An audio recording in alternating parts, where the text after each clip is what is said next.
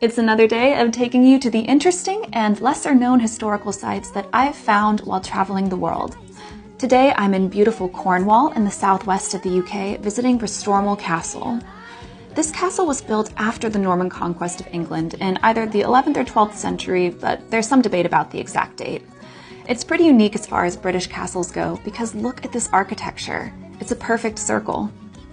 I love that the site is intact enough to give us a sense of the everyday lives of its medieval inhabitants. For example, this here would have been the hall where the lord of the castle received his guests and the household would eat together.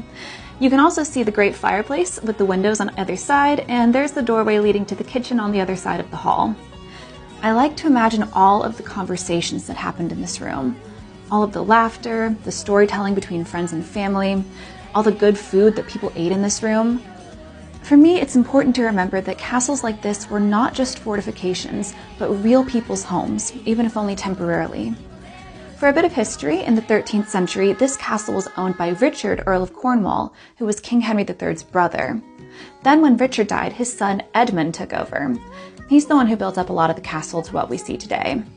Another notable temporary resident of the castle was Edward the Black Prince, who stayed here during part of 1354, and he even celebrated Christmas here a few years later.